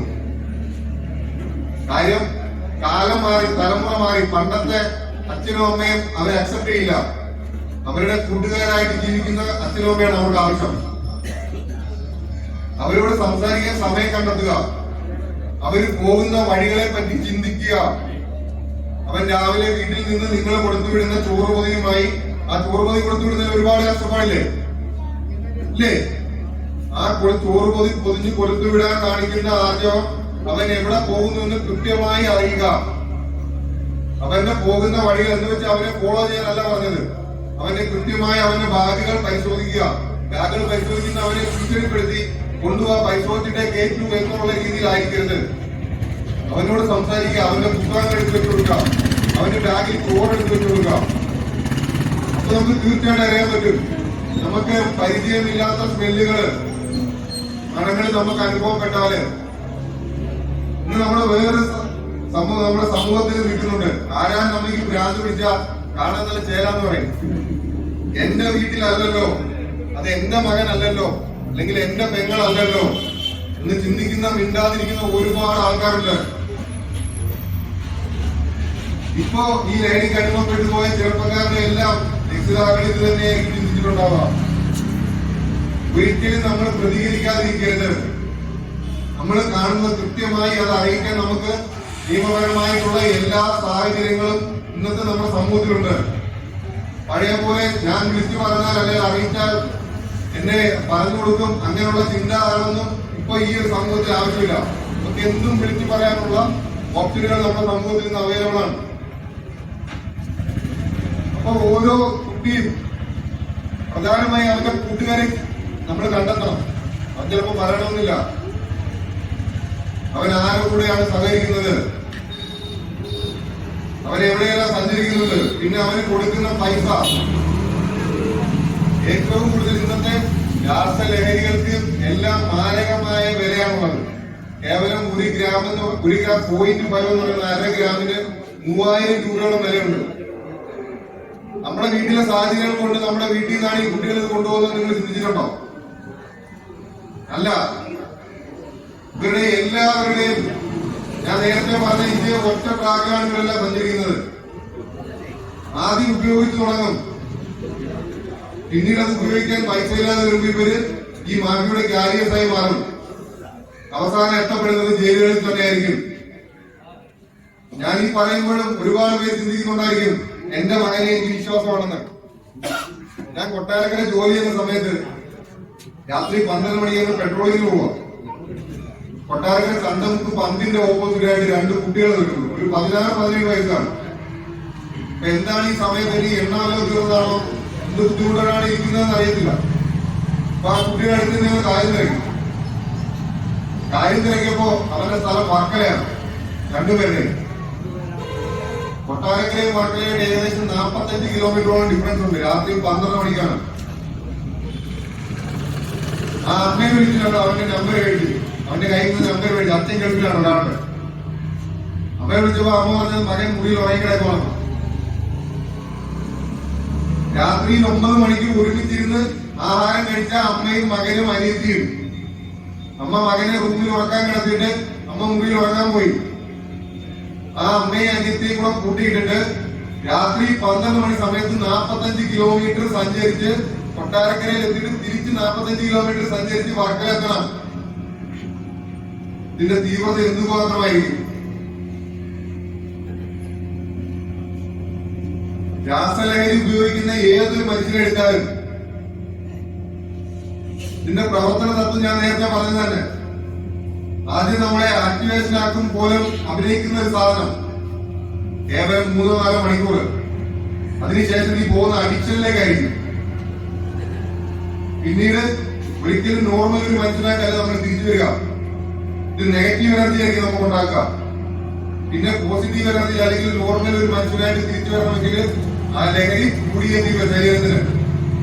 പിന്നെ അവനെ ഒരു പ്രാവശ്യം ഉപയോഗിച്ച് അഡിക്ഷനിലേക്ക് എത്തപ്പെട്ട ആളെ നമ്മൾ ഒരിക്കലും അവനെ കുറ്റം പറയില്ല. കാര്യം അതിന്റെ രോഗാവസ്ഥ ഞങ്ങൾ പറയുന്നത് അത് അവന്റെ കയ്യിലേക്ക് എത്തപ്പെടരുത്. എത്തപ്പെടാതിരിക്കാനുള്ള മാർഗങ്ങളാണ് നമ്മൾ ചിന്തിക്കേണ്ടത്. ഏറ്റവും കൂടുതൽ കുട്ടികൾ ഇപ്പൊ സ്കൂൾ തലത്തിൽ നിന്നാണ് അവര് പറയുന്ന ഒരു കൗൺസിലിങ്ങിനൊക്കെ ചെല്ലുമ്പോൾ ഒരുപാട് പറയുന്ന കാര്യങ്ങളുണ്ട്. എന്താണെന്ന് അറിയാനുള്ള ത്വര, അല്ലെങ്കിൽ കൂട്ടുകാരൻ നിർബന്ധിച്ചു. തീർച്ചയായിട്ടും ഇത് ഉപയോഗിച്ച് തുടങ്ങുന്ന ഏതൊരാളും ഇന്ന് വരെ ലഹരി ഉപയോഗിച്ച് എവിടെയെങ്കിലും എത്തപ്പെട്ട് ആരെങ്കിലും കാണിച്ചു തരാൻ പറ്റുമോ? എവിടെയെങ്കിലും കണ്ടിട്ടുണ്ടോ? മക്കളുടെ വിശ്വാസം പറഞ്ഞ ഒരു കാര്യം ഒരു അനുഭവം കൂടെ പറഞ്ഞുതരാം. ഞങ്ങൾ അവസാനം ചാത്തല വെച്ചാണ് ഞങ്ങൾ ഈ കൗൺസിലിങ്ങിന് പോകുന്നത് കൊണ്ട് ഇവരുമായിട്ട് വർത്താനം പറയും. എങ്ങനെ സാഹചര്യത്തിൽ നീ വന്നു പെട്ടു എന്നറിയാനുള്ള ആഗ്രഹം. ഇപ്പോ അവസാനം മാരകമായ ലഹരി മരുന്നുമായിട്ട് പിടിച്ച് 10 വർഷത്തോളം ശിക്ഷ ലഭിക്കേണ്ട കുറ്റം ചെയ്ത ഒരു കുട്ടി തന്നെ പറയണം. കേവലം 21 വയസ്സേ ഉള്ളൂ. ആ 21 വയസ്സുള്ള കുട്ടി അവന്റെ അച്ഛനും അമ്മയും അനിയത്തിനുമുള്ള കുടുംബത്തില് പെട്ടെന്ന് ആക്സിഡന്റ് പറ്റി അവരെ അച്ഛൻ മരിക്കുന്നു. അപ്പം അമ്മ അതുവരെ ജോലിക്കൊന്നും പോകാതിരുന്ന അമ്മ കുട്ടികളുടെ വിശപ്പ് അവരുടെ കരച്ചിൽ കണ്ടുകൊണ്ടിരിക്കാൻ പറ്റാത്തതുകൊണ്ട് അമ്മ കൂലിപ്പണിക്ക് പോയി തുടങ്ങി. ആ മകൻ ആ അമ്മയോടൊപ്പം കൂടെ നിന്നു. അപ്പൊ 10ാം ക്ലാസ്സിൽ ഫുൾ A+ മേടിച്ചു. പ്ലസ് വണ്ണിന്റെ അവസാന വർഷത്തിന്റെ അവസാന ദിവസം ഒരു കൂട്ടുകാരൻ നിർബന്ധിച്ചത് മൂലം അവനൊരു ലഹരി പദാർത്ഥം ഉപയോഗിച്ചു. അവന് ഉറപ്പിച്ചിരുന്നു ഇനി ജീവിതത്തിൽ ഒരിക്കൽ പോലും അത് ഉപയോഗിക്കില്ല. ഇത് ആദ്യവും അവസാനമാണ്. പക്ഷെ അവനെ കൊണ്ട് സാധിച്ചില്ല. ആ അമ്മയിൽ നിന്ന് അവൻ അകലുവാൻ തുടങ്ങി. ഇതിന്റെ ആദ്യത്തെ ലക്ഷണം അതാണ്. നമ്മളുടെ കൂടെ എപ്പോഴും കളിച്ച് വളരുന്ന കുട്ടികള് അവര് നമ്മളിൽ നിന്ന് അകലം പാലിച്ചു തുടങ്ങും. ആദ്യ ലക്ഷണം കാണിക്കുന്നതായിരിക്കും. അവനും ആ അമ്മയിൽ നിന്ന് അകലം പാലിച്ചു തുടങ്ങി. അമ്മ അപ്പോഴും വിശ്വസിച്ചു അവന് പഠിക്കാനുണ്ട്, അവൻ പഠിക്കുന്ന കുട്ടിയാണ്. അവൻ റൂമിൽ ഒറ്റയ്ക്കിരിക്കാൻ തുടങ്ങി. രണ്ടാമത്തെ ലക്ഷണം അതാണ്. അടച്ചിട്ട റൂമിൽ ഒറ്റയ്ക്കിരിക്കുക. ആക്റ്റീവായിട്ടിരിക്കുന്ന ഒരു കുട്ടി പെട്ടെന്ന് അകലം പാലിച്ച് അവൻ റൂമിൽ അടച്ചിട്ട റൂമിലിരിക്കുക. അതേപോലെ അവൻ അങ്ങനെ പഠിക്കാതിരിക്കുന്ന ഒരു കുട്ടി അങ്ങനെ പഠിക്കുമോ? ഇങ്ങനെ പഠിക്കേണ്ട ആവശ്യമില്ലല്ലോ. അവൻ അതേപോലെ റൂമിൽ അടച്ചിട്ട റൂമിൽ ഇരിക്കാൻ തുടങ്ങി. കുറച്ച് നാളുകൾക്ക് ശേഷം ഡിപ്പാർട്ട്മെന്റ് വാഹനം അവന്റെ വീടിന്റെ ഫ്രണ്ടിൽ വന്ന് നിന്നു. ഞങ്ങൾ ചെല്ലുന്നത് രാവിലെ സമയത്താണ്. ആ രാവിലെ സമയത്ത് അന്നേരം അവൻ ഉണർന്നിട്ടില്ല. ആ അമ്മ ഇറങ്ങി വന്നു. അമ്മയുടെ കാര്യം പറഞ്ഞു. അമ്മയ്ക്ക് ഞങ്ങളെ കൊല്ലാൻ പറ്റുമെന്നുണ്ടെങ്കിൽ അപ്പൊ അതും ചെയ്തത്. അത്രയും രൂക്ഷമായിട്ട് അമ്മ പ്രതികരിച്ചത്. എന്റെ മോൻ ഒരിക്കലും അങ്ങനെ ചെയ്യില്ല. ഞങ്ങൾ കയറി പരിശോധിക്കുന്നു പറഞ്ഞു. എന്തായാലും ഇൻഫർമേഷനായി വന്നതാണ്. കയറി ഉറപ്പായും പരിശോധിക്കുന്നു പറഞ്ഞു. പരിശോധിച്ച് അങ്ങനെ ഇല്ല എങ്കിൽ അമ്മയോട് മാപ്പ് പറഞ്ഞ് മകനെ ഇവിടെ ആക്കിയിട്ട് ഞങ്ങൾ തിരിച്ചു പോകത്തോളം പറഞ്ഞു. പക്ഷെ അവന് മുറിയിൽ കയറി പരിശോധിച്ചു. 10 വർഷത്തോളം ശിക്ഷ ലഭിക്കാവുന്ന അത്രയും മാരകമായ ലഹരി മരുന്നാണ് അവന്റെ വീട്ടിൽ നിന്ന് പിടിച്ചത്. ഞങ്ങൾ അവനെ കൊണ്ടുപോകുന്നതിനാൽ അവന്റെ അനിയത്തി ഒരു കൊച്ചുകുട്ടി ഞങ്ങളുടെ ഇൻസ്പെക്ടറിന്റെ കാലിൽ വന്ന് കെട്ടി വീണ് കരഞ്ഞു. ഞങ്ങളുടെ എല്ലാവരുടെയും മനസ്സറിഞ്ഞു ആ കുട്ടിയുടെ കാഴ്ചയിൽ മുന്നിൽ. പക്ഷെ അതിനൊരു പ്രശ്നമുണ്ട്. ഞങ്ങൾ നിൽക്കുന്ന ഒരു ചട്ടക്കൂടുണ്ട്. നമ്മുടെ രാജ്യം അനുശാസിക്കുന്ന ഒരു നിയമവ്യവസ്ഥയുണ്ട്. ആ നിയമവ്യവസ്ഥയില് ഒരിക്കലും മാപ്പ് എന്നൊരു പദം എവിടെ എഴുതി വെച്ചാൽ ഇന്ന് കാര്യം എവിടെയെങ്കിലും കേട്ടിട്ടുണ്ടോ? ഉണ്ടോ? ഇല്ല. മാപ്പ് എന്നൊരു വാക്ക് നമ്മുടെ നിയമ സംഹിതയിൽ എവിടെ എഴുതി വെച്ചിട്ടില്ല. അവരവർ ചെയ്യുന്ന പ്രവർത്തിയുടെ ശിക്ഷ അവരവർ തന്നെ അനുഭവിക്കണം. തീർച്ചയായും അവരെ ഉപേക്ഷിച്ചു പോകാൻ ഞങ്ങൾ തയ്യാറല്ല. അവരെ കൊണ്ടുപോകേണ്ടി വന്നു, കോടതിയിൽ ഹാജരാക്കേണ്ടെന്ന് പറഞ്ഞ റിമാൻഡ് ചെയ്തു. അവന്റെ റിമാൻഡ് കാലാവധി കഴിയുന്നവരെ നിങ്ങൾ കാത്തിരുന്നു. ഇന്ന് ഞാൻ ഇവിടെ നിന്ന് സംസാരിക്കുന്നതെങ്കിൽ അഭിമാനകരമായ ഒരു കാര്യമുണ്ട്. ഞങ്ങളുടെ വിമുക്തി മിഷന്റെ പ്രവർത്തനങ്ങളുടെ ഭാഗമായിട്ട് ഏകദേശം 150ഓളം ചെറുപ്പക്കാർ ഇന്ന് ഞങ്ങളുടെ കൂടെ പ്രവർത്തിക്കുന്നുണ്ട്. ജീവിതം തകർന്നുപോയി എന്ന് വിശ്വസിച്ചിരുന്ന ഒരു 150ഓളം ചെറുപ്പക്കാർ, ആ ചെറുപ്പക്കാരിൽ ഒരാളായി അവർ ഇന്ന് ഞങ്ങളുടെ കൂടെ ഉണ്ട്. അവരെ ഞങ്ങൾക്ക് തിരിച്ച് ജീവിതത്തിലേക്ക് കൊണ്ടുവരാൻ സാധിക്കും. അപ്പൊ അതാണ് പറയുന്നത്, ഓരോ കുട്ടിയെ നമ്മുടെ മക്കളാണ്, നമുക്ക് വിശ്വസിക്കാം, വിശ്വസിക്കരുതെന്നല്ല പറയുന്നത്. എപ്പോഴും അവന് 80% അല്ലെങ്കിൽ മുകളെ 80% വിശ്വസിക്കുമ്പോഴും ഒരു 20% നമ്മൾ സംശയ കണ്ണോട് തന്നെ കാണണം. നമ്മുടെ ഇന്നത്തെ സാഹചര്യം അങ്ങനെയാണ്. അവന്റെ പ്രവർത്തനങ്ങൾ ഒരുപാട് ഒരു കാര്യം കൂടി, ഇന്നിപ്പോ ഒരുപാട് കുട്ടികള് നേരത്തെ ഇവിടെ പറയുന്നത് കേട്ടു, അധ്യാപകർക്ക് കുട്ടികളെ പേടി. കുട്ടികളൊന്നും പറയാൻ പറ്റില്ല, കഴിക്കാൻ പറ്റില്ല. പണ്ടൊക്കെ നമ്മുടെ ഒരു തലമുറയിലൊക്കെ എന്ന് പറയുന്ന അധ്യാപകരുടെ ചൂരൽ കാണുമ്പോഴേ ഓടി ഒളിക്കുന്ന ഒരു സ്വഭാവം ഉണ്ടായിരുന്നു നമുക്കെല്ലാം. അപ്പൊ അതെല്ലാം മാറിപ്പോയി. അവരാണ് തീരുമാനിക്കുന്നത്. അതൊക്കെ നല്ല കാര്യം തന്നെയാണ്, ആക്റ്റീവായിരിക്കട്ടെ കുട്ടികൾ. പക്ഷെ അവരുടെ പ്രവർത്തനങ്ങള് അവര് കൂടുതലായും അധ്യാപകരെയും രക്ഷിതാക്കളെയും എതിർത്ത് തുടങ്ങുന്നത് കള്ളത്തരം മറച്ചു വെക്കണം എന്നുള്ള ഒരു ഓപ്ഷൻ അവരുടെ അടുത്തേക്ക് എത്തുമ്പോഴാണ്, അല്ലേ? അല്ലാതെ പെട്ടെന്നൊരു കുട്ടിക്ക് മാറ്റം സംഭവിക്കുമോ? ഒരിക്കലും സംഭവിക്കില്ല. അതേ കണക്ക് 7 മണിക്ക് ശേഷം 18 വയസ്സിന് താഴെയുള്ള ഒരു കുട്ടി സ്ഥിരമായിട്ട് പുറത്തു പോകേണ്ട ആവശ്യമുണ്ടോ? ഉണ്ടോ? നമ്മൾ എവിടെ ചെന്നാലും ഇന്നത്തെ തലമുറയില് നമ്മൾ ഏത് ഭാഗങ്ങളിൽ ചെന്നാലും പല സ്ഥലങ്ങളിലും തെങ്ങും തോപ്പാവാം, റബ്ബർ തോട്ടമാവാം, ഈ മുടുക്കുകളാവാം, എവിടെ ചെന്നാലും 18 വയസ്സിന് താഴെയുള്ള ചെറുപ്പക്കാരെ 9 മണിക്കും 10 മണിക്കും കൂട്ടം കൂടി നിൽക്കുന്ന കാണുന്നു. അവരാരും നല്ല ഉദ്ദേശത്തോടെ നിൽക്കുന്നവരല്ല. നമ്മുടെ കുട്ടികളെ ആവശ്യമുണ്ടെങ്കിൽ പുറത്തു പോകണമെന്നല്ല. നമുക്കതിൽ ഏറ്റവും കൂടുതൽ ചെയ്യാൻ പറ്റുന്ന മാർഗം അവരെ ആക്ടിവിറ്റികളിലേക്ക് വഴിതിരിച്ചു വിടുക എന്നുള്ളതാണ്. അവര് കളിക്കട്ടെ, കളിക്കാൻ പോകട്ടെ, അവര് യാത്രകൾ ചെയ്തോട്ടെ, അവര് പാട്ട് പാടട്ടെ, ഡാൻസ് ചെയ്യട്ടെ, അതിനെല്ലാം അവസരം നമ്മൾ കൊടുക്കണം. പക്ഷെ എന്നിരുന്നാലും അവരുടെ എപ്പോഴും അവരുടെ കൂടൊപ്പം നമ്മൾ കൂടെ സഞ്ചരിക്കേണ്ട കാലഘട്ടമായിരിക്കുന്നു. ഇവിടെ ഓരോ അനുഭവങ്ങളും ഇന്ന് നമ്മുടെ സമൂഹത്തിൽ നടക്കുന്ന ഏതൊരു അക്രമത്തിന്റെ പിന്നിലും ഒരു 80% ഒരു ലഹരിയുടെ കയ്യിൽ കർണകയിലാണ്. ഇതേക്കുള്ള ഇന്ന് നമ്മുടെ ഏറ്റവും കൂടുതൽ പെൺകുട്ടികൾ ശ്രദ്ധിക്കപ്പെടേണ്ട കാര്യം, പല ഇന്നത്തെ രാസലഹരിയിൽപ്പെട്ട പല പദാർത്ഥങ്ങളിൽ ഗുണമോ നിറമോ മണമോ ഒന്നും തന്നെയില്ല. ചതിയിലൂടെ ഏത് രീതിയിൽ അവർക്ക് അതിനുള്ളിലേക്ക് എത്തിക്കാൻ സാധിക്കും. അപ്പൊ അവർ ഓരോരുത്തരും നമ്മുടെ കുട്ടികളെ പറഞ്ഞു മനസ്സിലാക്കണം. സുഹൃത്ത് ബന്ധങ്ങൾ, അവര് തിരഞ്ഞെടുക്കുന്ന കൂട്ടുകാരെ, അത് നമ്മൾ ഉറപ്പുവരുത്തണം. നമ്മുടെ കുട്ടികളെ നമ്മളുടെ ഓരോ കാര്യങ്ങൾ അവർ അന്നു സംഭവിക്കുന്ന ഓരോ കാര്യങ്ങളിൽ കൂടുതൽ നിന്ന് വരുമ്പോൾ പോലും നമുക്കത് ചോദിച്ച് മനസ്സിലാക്കാൻ കഴിയണം. അങ്ങനെ ആകുമ്പോൾ തന്നെ ഒരു പരിധിവരെ നമ്മുടെ കുട്ടികൾ നമ്മുടെ കൂടെ തന്നെ ചേർന്ന് നിൽക്കും. അവരെ പറഞ്ഞ് നമ്മൾ ഇപ്പോഴേ കൊച്ചു കുട്ടികളായിരിക്കുമ്പോൾ തന്നെ പറഞ്ഞ് മനസ്സിലാക്കണം. നിങ്ങളുടെ കയ്യെത്തുന്ന ദൂരത്ത് അല്ലെങ്കിൽ നിങ്ങളുടെ തൊട്ടടുത്ത് സമീപത്ത് ഇങ്ങനെയുള്ള മാരകമായ പദാർത്ഥങ്ങൾ നിങ്ങളുടെ അടുത്തേക്ക് വരും അല്ലെങ്കിൽ കൊണ്ടുവരും. അതിനോട് നോ പറയാനുള്ള ആഗ്രഹം നിങ്ങൾക്ക് എപ്പോഴും ഉണ്ടാകണമെന്ന് അവരെ നമ്മൾ കുഞ്ഞിനെ തന്നെ പറഞ്ഞ് മനസ്സിലാക്കണം. അങ്ങനെ മാത്രമേ നമുക്ക് വരും തലമുറയെ സംരക്ഷിച്ച് നിർത്താൻ സാധിക്കും. ഞങ്ങളുടേതായ എല്ലാ പ്രവർത്തനങ്ങളും ഞങ്ങൾ ചെയ്യുന്നുണ്ട്. നിങ്ങളുടെ എല്ലാ പരിസരത്തും ഷാഡോ ടീമിന്റെ എപ്പോഴും ഞങ്ങളുടെ ആൾക്കാർ എപ്പോഴും കാണും. നിങ്ങൾക്ക് പരാതികൾ പറയാനുള്ള നമ്പറുകളുണ്ട്. നിങ്ങൾ ഒരിക്കലും നിങ്ങൾ എവിടെയെങ്കിലും ലഹരി പദാർത്ഥങ്ങളുടെ ഉപയോഗം കണ്ട് നിങ്ങൾ ഒരിക്കലും, ഞാൻ നേരത്തെ പറഞ്ഞ എന്റെ മകനല്ലല്ലോ അല്ലെങ്കിൽ എന്റെ മകളല്ലല്ലോ എന്ന് പറഞ്ഞ് ഒരിക്കലും പറയാതിരിക്കരുത്. പണ്ട് ഉള്ള ഞാൻ ആദ്യം പറഞ്ഞതുപോലെ ഡിപ്പാർട്ട്മെന്റിലെല്ലാം അടിമുടി മാറ്റങ്ങളാണ് സംഭവിച്ചിരിക്കുന്നത്.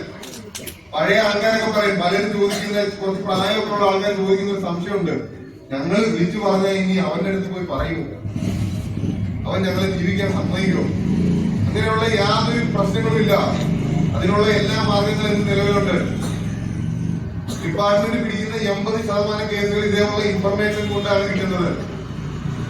അപ്പൊ തീർച്ചയായിട്ടും നമ്മുടെ പരിസരത്തോ നമ്മുടെ കുട്ടികളുടെ ഇടയിൽ, അതേപോലെ കുട്ടികളും പല വീട്ടുകാരും ഇന്ന് കുട്ടികൾ ഇത്രയും രൂക്ഷമായ പല കുട്ടികളായിട്ട് പോലുള്ള കാര്യം വീട്ടിലെ കാര്യങ്ങൾ പ്രധാനമായിട്ടുണ്ട്. ഒരു പ്രാവശ്യം അത് വീട്ടിൽ കണ്ടുപിടിക്കുമ്പോ എന്റെ മകൻ അത് ഉപയോഗിച്ചെന്ന് ആരും അറിയണ്ട, രഹസ്യമായിരിക്കട്ടെ, ഇനി അവൻ ഉപയോഗിക്കത്തില്ല എന്നുള്ള ഒരു മൈൻഡാണ് എല്ലാവർക്കും. അങ്ങനെയുള്ള ഒരുപാട് കുട്ടികളെ കണ്ടിട്ടുണ്ട്. ഒരിക്കലും അതൊരു ഉപയോഗിക്കുന്നു അല്ലെങ്കിൽ കൈവശം സൂക്ഷിച്ചു എന്ന് പറഞ്ഞ ഒരു കുട്ടിയെ അല്ലെങ്കിൽ പിടിച്ചുകൊണ്ട് പോകാനോ ജയിലിൽ കൊണ്ടിടാനോ വേണ്ടിയല്ല പറയണമെന്ന് പറയുന്നത്.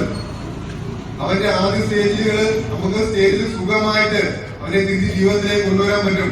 ഇതിനിപ്പോ തന്നെ നമ്മുടെ സർക്കാരിന് ഒരുപാട് പദ്ധതികളുണ്ട്. വിമുക്തി മിഷനുമായിട്ട് ബന്ധപ്പെട്ട് കൗൺസിലിംഗ് സെന്ററുകളുണ്ട്. 2-3 ലെവൽ കൗൺസിലിംഗ് ഉണ്ട്. ആ കൗൺസിലിംഗ് കൊണ്ട് പറ്റാത്ത ആൾക്കാര് നമുക്ക് ഹോസ്പിറ്റലുകളുണ്ട്. നെടുങ്കോലത്ത്, കൊല്ലം ജില്ലയിലെ നെടുങ്കോലത്ത് നമുക്ക് കിടത്തി ചികിത്സിക്കാനുള്ള സംവിധാനങ്ങളുണ്ട്. അത് കുട്ടികളെന്ന് മാത്രമല്ല, പ്രായമായ ഏതൊരാളെയും വിമുക്തിയുമായി ബന്ധപ്പെട്ട് നമുക്ക് ഏതൊരാളെയും നമുക്ക് അവിടെ കൊണ്ടുപോയി ഫ്രീ ആയിട്ട് ചികിത്സിക്കാം. ലഹരിക്ക് അടിമപ്പെട്ടു പോയ ഏതൊരാളെയും നമ്മുടെ ഒരു കൈത്താനും ചിലപ്പോൾ ജീവിതം തന്നെ രക്ഷപ്പെട്ടേക്കാം. അപ്പൊ ഓരോ ആൾക്കാരും ഇവിടെ കുടിയിരിക്കുന്ന ഓരോ ആൾക്കാരും നമ്മൾ ഈ വിമുക്തി പ്രവർത്തനങ്ങളുടെ ഭാഗമാകുമെന്ന് ഇപ്പൊ തന്നെ നമ്മളെ പ്രതിജ്ഞയെടുക്കണം. ഒരു ജീവിതമായിരിക്കും രക്ഷപ്പെടുന്നത്, ആവട്ടെ ഒരു കുടുംബമായിരിക്കും രക്ഷപ്പെടുന്ന പകരം. അപ്പൊ തീർച്ചയായിട്ടും നമ്മുടെ കുട്ടികളുടെ അടുത്തേക്ക് ഈ ലഹരി പദാർത്ഥങ്ങൾ എത്താതിരിക്കാൻ പ്രത്യേകം ശ്രദ്ധിക്കുക. കുട്ടികളെ അവരുടെ ഓരോ സഞ്ചാരപഥത്തിലും ശ്രദ്ധിക്കുക. അവരുടെ കൂടുതൽ മറ്റു വഴികളിലേക്ക്, അവരുടെ ചിന്തകളെ മറ്റു വഴികളിലേക്ക് തിരിച്ചുവിടുക. അവരെ ആ വഴികളിലൂടെ സഞ്ചരിച്ചോളും. ഓരോ കുട്ടികളും നല്ല വിദ്യാഭ്യാസം ചെയ്ത് നല്ല മക്കളായി വളരട്ടെ എന്ന് ആശംസിക്കുന്നു. ഞാൻ നിർത്തുന്നു.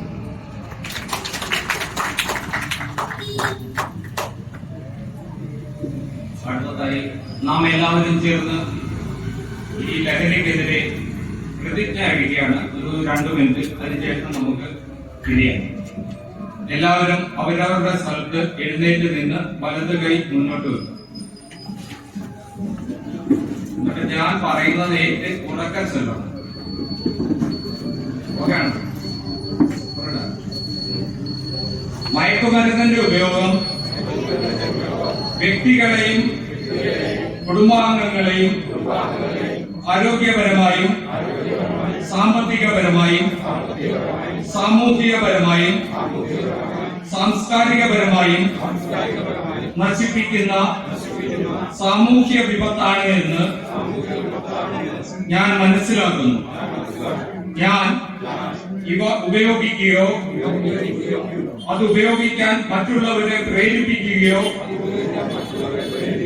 ചെയ്യുകയില്ല എന്നും ലഹരി വിരുദ്ധ പ്രവർത്തനങ്ങളിൽ പങ്കെടുത്ത് എന്റേതായ കടമ നിറവേറ്റുമെന്നും ലഹരിമുക്ത സമൂഹത്തിനായി പ്രയത്നിക്കുമെന്നും ഞാൻ പ്രതിജ്ഞ ചെയ്യുന്നു. എല്ലാവർക്കും മൈനാഗപ്പള്ളി സേവാഭാരതിയുടെ നന്ദി. ഈ യോഗ നടപടികൾ അവസാനിപ്പിക്കുകയാണ്. അസിസ്റ്റന്റ് സെക്രട്ടറി സഖാവ്